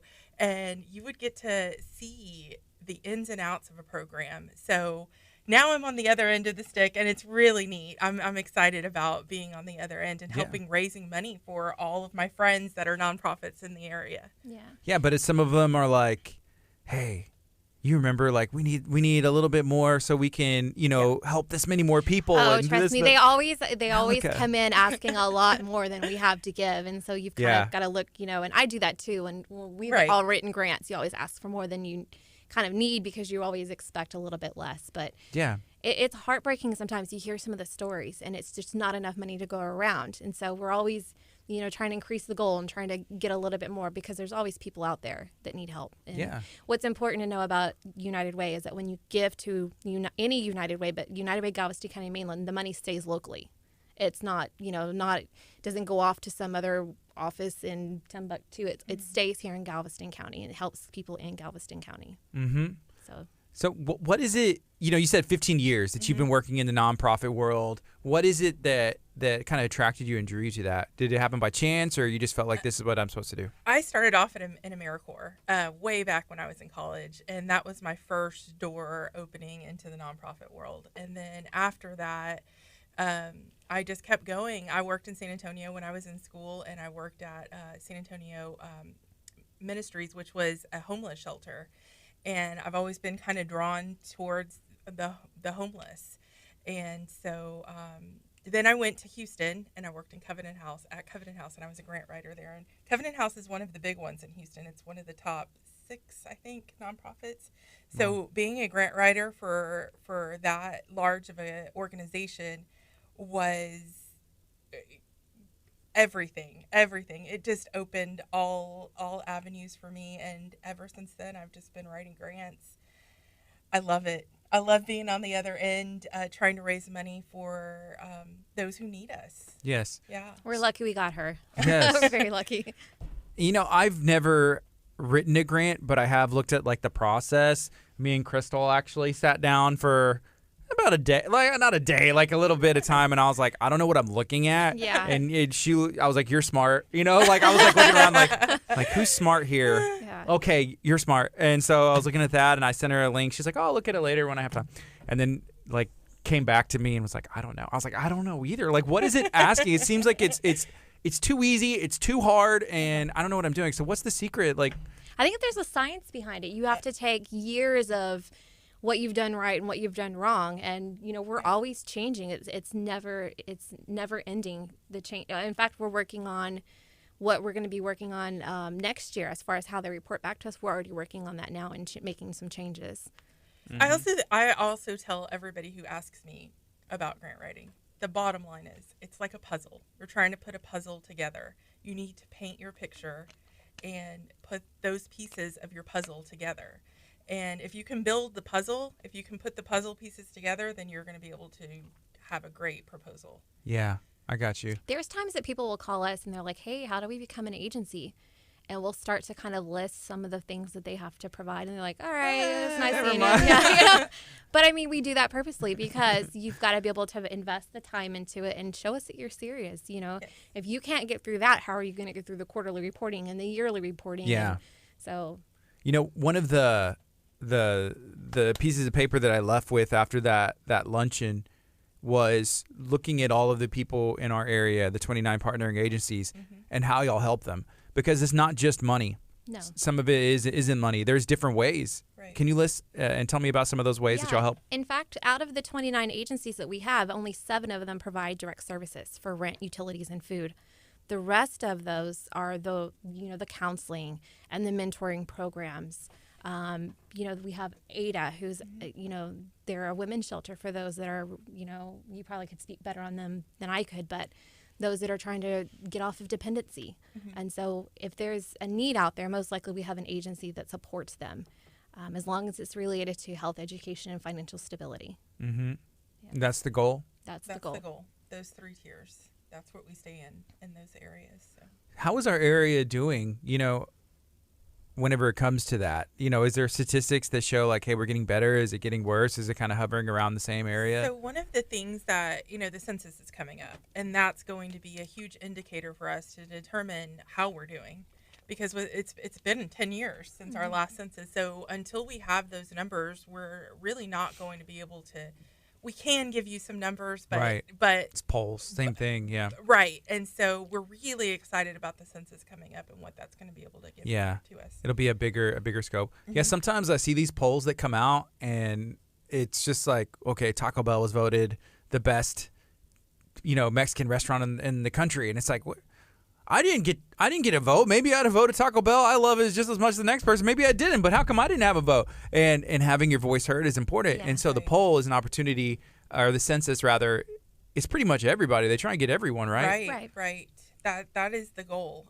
We in fact are partnered with the food bank to write a grant to try to help some of those, and we're hoping we get it. We don't know yet. So we're to help some of those who are maybe in areas that can't be reached. Some of our, like Independence Village, we went there, you know, and possibly doing the census with those guys, and reaching out to some of the people at the food bank and the mobile lines and things like that, and trying to get some census information from them, because ultimately that's going to help all of us to get the accurate number and paint a clear picture. Awesome. Okay, let's go back on the FM and we'll keep it going. Here we go. Good morning. This is KHEA Radio, 99.5 FM. Right now it's 10:34 a.m. on a Taco Tuesday morning, and I'm hanging out with my friends from the United Way as we're talking about everything that they are doing in the community. And Angelica, you were sharing a little bit about your background. How long have you been at the United Way now? So now it's been 2 months? Yeah. The big 2 months. Big 2 months, yes. Have the people got at a really interesting time because it's like the special event season. Yeah. It's one thing after another. How's it been so far? So great. I have the support staff there is everything. Every time Chris comes in and, are you okay? Because it's just one event after another. And I said, hey, the staff that we have here is so amazing. It makes all of this very easy. Yeah. And we're right across from each other, so we'll kind of wave and check on each other. And I'm not okay. I'm not okay. We had something blocking our window the other day, and she's like, this is not okay. This is not going to work. Because, we're a close family, so we always got to make sure everybody's doing good. Yeah. Let me tell you a secret. Are you?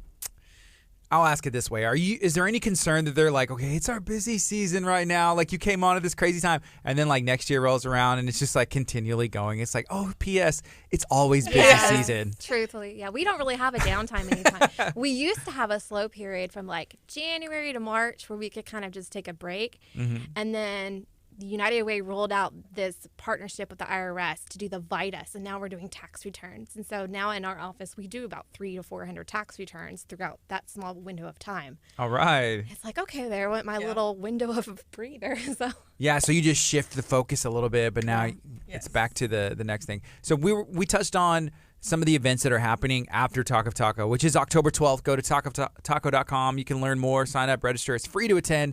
It's happening in Lamarck, Texas, on the campus of Abundant Life and KHEA Radio. So make your plans to be there. You do not want to miss it. So after that, can we walk through what the rest of the year looks like? Sure. Yeah. So the on following week. Yes, 15th, 16th, and 17th, we have the Fall Classic. And that is a skeet shoot and clay shoot. Or trap shoot. Sorry. With that's like sportsman shooting, like with rifles. They kind of like duck hunt. Exactly. Except with like fake clay or something. Now you're telling your age. my Nintendo gun, right? Exactly. Okay. That's exactly what that is. And then the following week, we have the Dow Golf Tournament, which is October 24th. And then we have a couple of weeks for the off. Mainland. But then we have November 23rd, we have Miles for the Mainland, which is going to be out at Bay Street Park. Is that a walk or a marathon? Or 1K kids walk, 5K, 5 and 10K run walk, and they're all timed, chipped. Okay, cool. Yeah. So there's going to be a winner. Yes. Yeah. Oh, yeah. Winner. And I think last year it was like a 14-year-old student, and I was like, wow, I was never in that good of shape. Never. Yeah. And that's the week before Thanksgiving, so we're kind of pushing that, come work out with us, come run with us, so you can eat all you want during Thanksgiving. That makes sense. You have to pull the spandex out this year. Yeah. So last year, the Memorial Public Library in Texas City did a food drive for the Galveston County, the food bank over there, and we kind of helped and participated. But that was leading up to Thanksgiving, in that time, and so that was fun to be a part of. Which they're one of y'all's partnering agencies, and I guess Angelica, you worked with them. Yes, I did as well. and they constantly need donations and money and everything, right? Right. Volunteers is huge for the food bank because they do have so much, well, they have food that needs to be sorted and given to all the other partner agencies that need it. And, you know, sorting food is very time consuming. So you can bring your whole family out there. They take volunteers up to age 5 and up. And I think they might even go younger depending on, you know, if a family member's with us, but make it a family event and get out there and volunteer. You know, it's interesting to see, and I don't know how to say this, but like the trickle of Valero raises, you know, or $500,000, you know, gives to the United Way. The United Way is able to help the food bank. The food bank is able to help the pantries. The pantries have, you know, the people who deliver food and people who come, and it actually helps, you know, real people. Right. And not only does the food bank help residents, but the food bank also provides food for other nonprofits in the county, and they can do so at such a lower cost than we could go to the grocery store and get it. You know, so like for I think it's like $1. You know, you buy a meal for a family of 4. I can't shop that cheap. Yeah. But they can. And so you're able to kind of leverage those funds and really put it to best use. Yeah, because they'll get it direct from like farmers or manufacturers or people that are supplying it. It cuts out like the middle, and then the middle again, and you're able to just get it straight to the people who need it. Right. That's awesome. Yeah. All right. So the Talk of Taco Cook-Off happening October 12th. Is there a type of taco that y'all have as a favorite? Like, what is your favorite kind of taco out of the categories that are going to be competing? All of the above. I don't do seafood. No seafood? So okay. anything that's not seafood related. You don't do seafood either? No, I do. I'm just saying, she is absolutely don't even have it on the cannot same even plate. touch my plate. Is it because you're from Austin? That could be. No, I grew up in Waco on the TPNL Lake, and so we had fish Too much? for breakfast, lunch, and dinner. Whatever came out of that lake is what we ate for that day. And so if I ever smell it or just look at it, I'm turned off. We've talked about this before. Yeah, I remember I'm now. like very serious about this. Yeah. Growing up, I told people I was allergic to it because I just didn't even want it in the house. Like if I went to a friend's house, I was like, oh, I'm allergic to seafood because, you know, just like I don't even want to smell it. Like no shrimp. Like I know, I'm fried, weird. anything, Yeah, like no. oysters. I guess no crawfish. Does that count? That's not really seafood. I guess I don't know. Yeah, it might be okay. So no seafood. Okay. No, yeah. So, but I'll eat everything else. So we're not going to select you as a judge for the seafood portion of the Talk of Taco Cook-Off, or else everybody's getting like a bad grade, right? Right. Okay. So like it smells. Do you have a category that's like your not favorite then? No, I think I'm ready for all of them. But the open, what did we call the fourth one? The Chef's Choice open. Yes, that one's going to be exciting. Yeah. It'll be interesting. Yes. I'm expecting like taco soup. I've had people tell me that they're there's all kinds of different options, like a keto, like a taco bowl, taco salad. Yeah, I could do that. Yeah. And there's all kinds of stuff that I've heard. I'm excited to see how creative people get. Yep. Because I'm going to tell the judges like, hey, on this open, creativity, obviously taste, presentation, everything else that people normally judge on, but creativity taken into account. Yes. You know, unless somebody has like 2 beef options and they're like, oh, I'm doing, you know, beef and then I want, you know, fajitas and it's different, but I want 2 options, you know, 2 opportunities. And it's funny because sometimes on, Talk of Taco on the Facebook group, people upload a picture and they're like, is this considered a taco? And I'm like, if it's got lettuce and tomato and meat and bread, it's a taco. Sure. To me, you know? Yeah. So we kind of, a thing was born. It's NTR, not taco related, but like nachos. So could somebody enter nachos to the open category? I think so. You know, if it's like taco things, like it's just tacos, kind of. Yeah, they just break them up, took the shell and smashed it. So I guess we'll have to see. Yeah. But I think open, like we'll just let anything go. Yeah, almost. Let it fly. I'm excited about the open category though. See what they bring. If you were cooking and you know, for the open category, what would you do? Oh, that's a good one. It'd have to involve like some queso fresco and some cilantro. Like I love the tangy stuff, so it'd have to have that Tex-Mex vibe. I would do taco soup 100%. Really? I'm pretty sure I would do that just to be kind of funny. I don't know. I think it would be funny. Be like, and for this taco, and it's like bean lentils soup. Where's the, just kind of stirring it around. I'm like, drink up. Yeah. I'm gonna be peeking through the window, like looking over. Do they like it? And it might depend on the weather. So if it's like super cold, that would be a hit. That's it. Yeah, but if it's that's hot, the winner. I'm not gonna want soup. So. Like you could even say it's like, oh, it's taco chili, you know, or something like that. Yeah. Oh, that's a great idea. I need to watch the weather. If it is chilly, I think that'll add to it. That'll be fun. Yes, I really do. I think that's going to be a lot of fun if it's chilly. Yeah, I think so. Yes. I know I'm getting like really hungry. Bronco Burritos is calling me. Okay, so if Leslie, if seafood is your you're not doing it, then what is your favorite? Are you more of like a beef or chicken person? Both. I like them both. So anytime we go out to eat, I'm like, you have a mix. I don't really prefer either. My wife likes chicken and I like beef, so it kind of works out. Yeah. And we just get like both, and then I just eat all of the beef and then a little bit of the chicken. Because you want a taste of the chicken. Oh, yeah.